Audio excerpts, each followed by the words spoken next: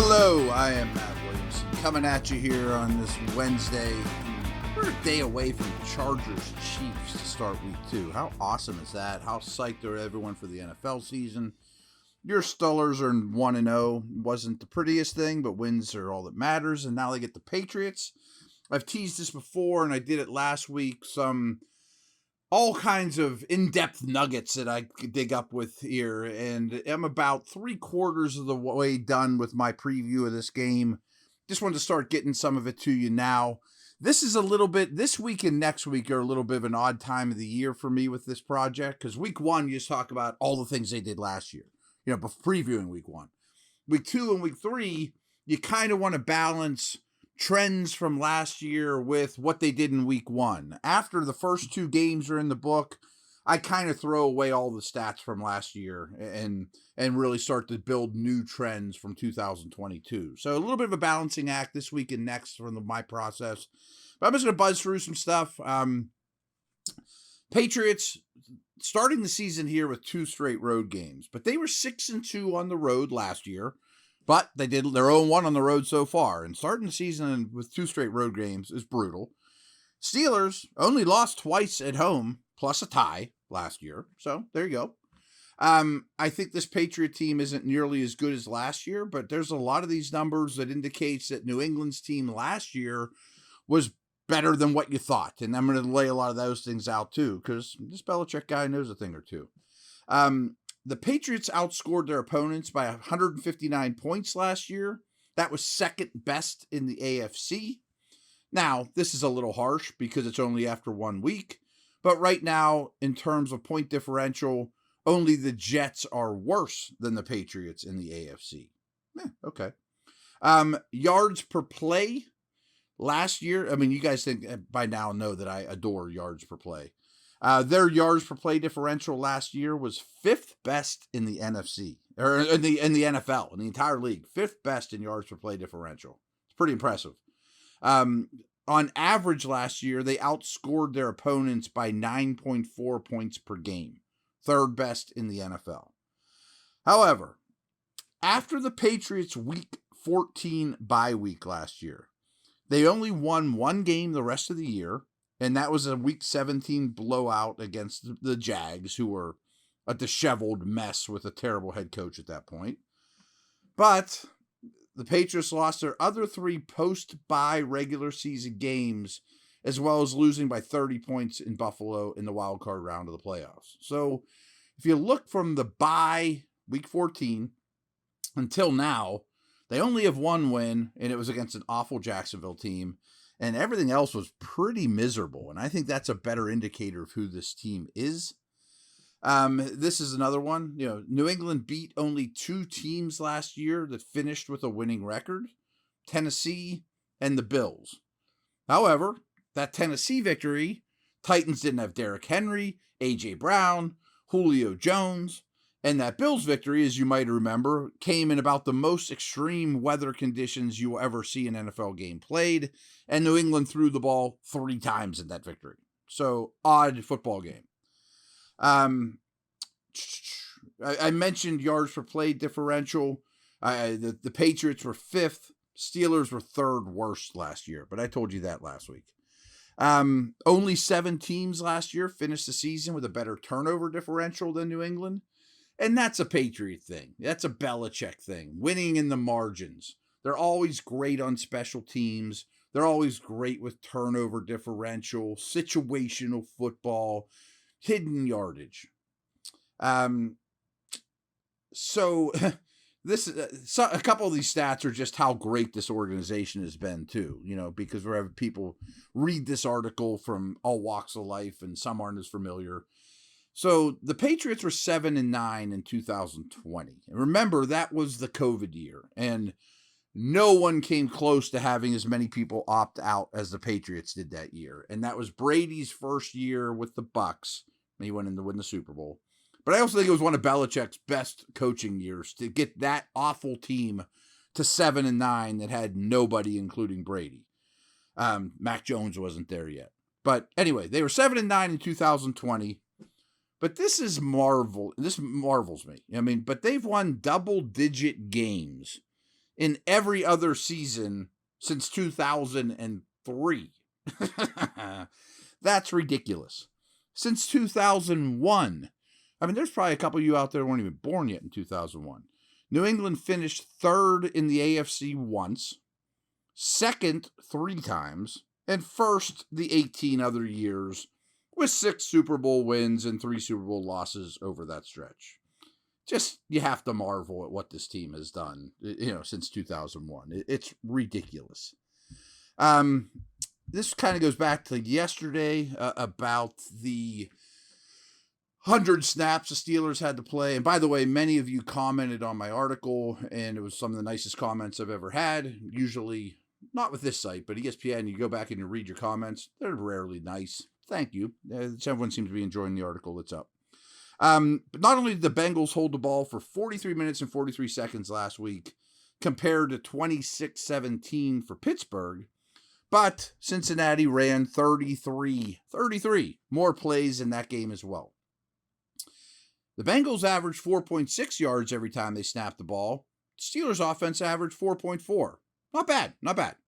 Meanwhile, in Miami, the Patriots ran only 54 plays and possessed the football for just 27 and a half minutes. This is a little crazy from the last week, too. Cincinnati produced 32 first downs compared to just 13 by the Steelers. And only 5 of those first downs for the Bengals were generated by running the football. Against the Dolphins in the game, they lost. The Patriots lost 20-7, never held a lead. New England produced 17 first downs against 18 from the Dolphins. Nowhere close to the 32 Cincinnati produced.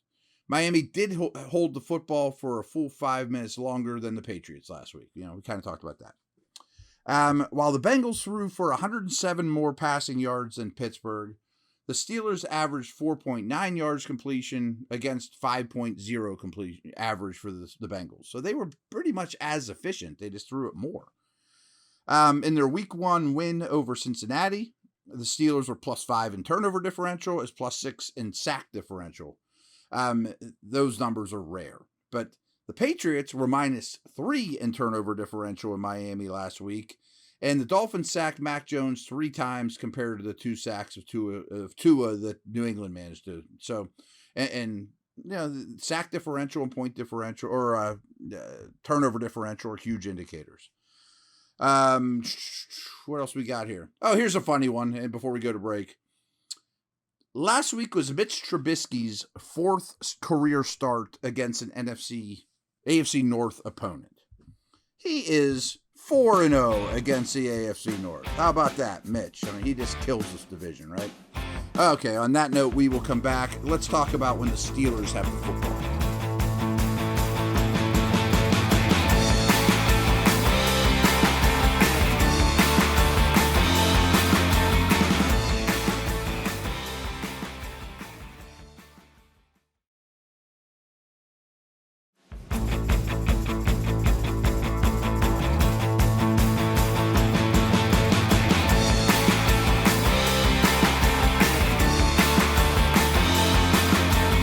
All right, again, some last year stuff that isn't pretty. Steelers' 4.8 yards per play last year was only better than the Panthers, Texans, and Giants.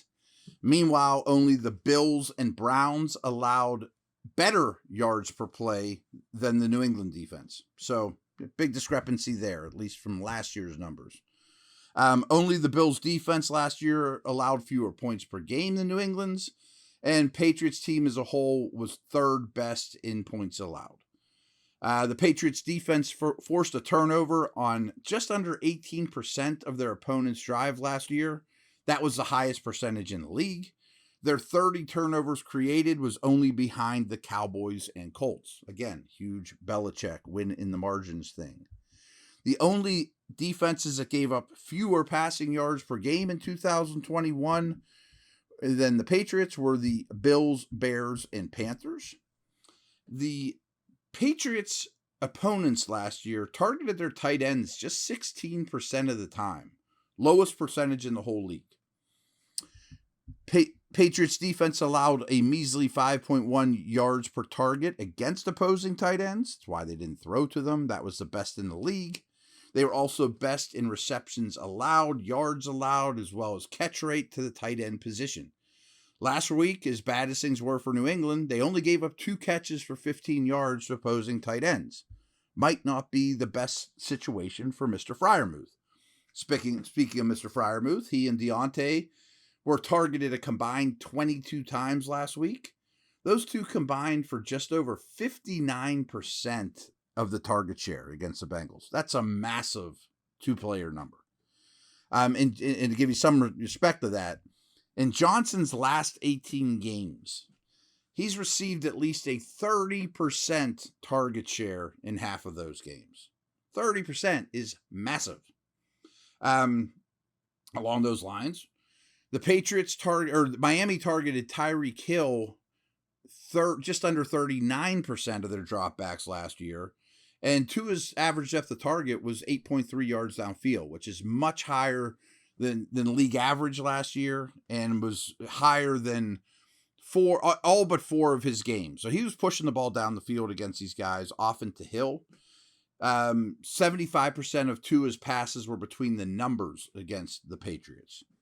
Freiermuth ran a route on 31 different plays in week 1 compared to 5 total routes run by Zach Gentry, who was only on the field for 19 snaps against the Bengals. Freiermuth played 56 snaps. As we know, probably Jaylen Warren played every offensive snap in overtime for the Steelers last week.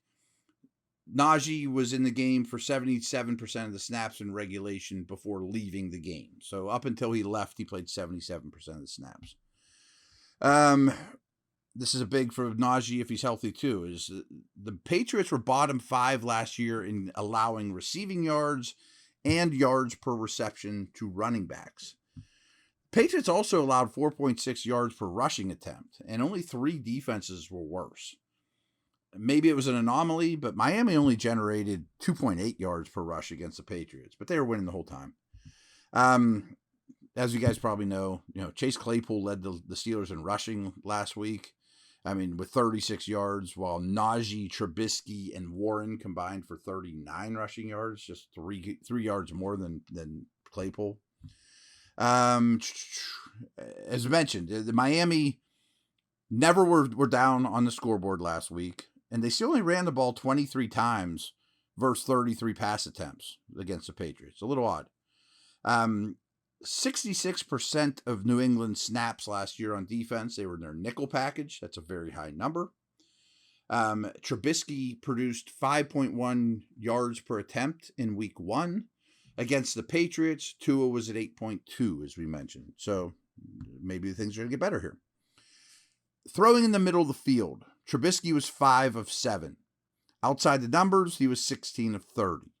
This is interesting because Tua was 9 of 11 when targeting the middle of the field against New England. So maybe that's a place to thrive, although they're great against tight ends. So take that as you will. No team in the league brought 3 pass rushers, just 3, a higher percentage of the time than the Patriots last year. And that's the second year in a row that they've led the league in that number. This is interesting too, and this is a Belichick thing. Last year, New England gave up just 4.7 points per game in the fourth quarter. That was the best in the league. And they were the only team under 5. However, only 4 teams gave up more points on average in the first quarter of games. They were second best in the second quarter, 7th best in the third quarter. So Miami got up on them, as was the case last year. And then last year, Belichick shut the door in the fourth quarter. Yeah, we'll see. That's a Belichick thing. Adjust as the game goes on, of course. On a per drive basis, the Steelers produced the 28th yards in the league last year, 28th most. New England's defense was 8th best on a per drive yardage basis. Explosive plays, that's runs over 10 yards, pass plays over 20. The Steelers' offense was 25th last year in explosive runs and 30th in explosive passes. 2 more little nuggets here. I just read this a minute ago. You know how an NFL Next Gen Stats does their miles per hour guys run and all that. Well, Chase Claypool was the fastest player by their charting numbers, their mile per hours, of anyone in the league last year, or last week. He was at 21.46 miles per hour. Can you imagine moving that fast? But he got to the highest speed of any player they charted last week. Interesting. Claypool was busy last week. And here's another thing I tell you guys a lot is a huge key in today's NFL is not getting to third downs, is to get touchdowns or first downs on first and second downs, with the reasoning being even the best teams in the league are at like 50% conversion rate on third downs. So if you can get there before that, you don't have a coin flipped in order to stay on the field. So 17.4 of the Steelers' first and second down plays last week resulted in a first down or scoring a touchdown. Only 4 offenses were worse in that category last week, and they weren't particularly good at it last year either.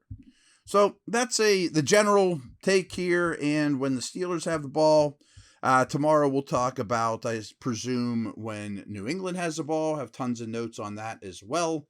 Maybe we'll be a little more Watt news. That seems pretty optimistic as I record this Tuesday late afternoon, as well as Najee. We'll see if he plays or not. I know Watt won't play, but there you have it. It doesn't sound like it's an awful injury, which is phenomenal. But that's a wrap. Thanks so much. I will talk to you tomorrow.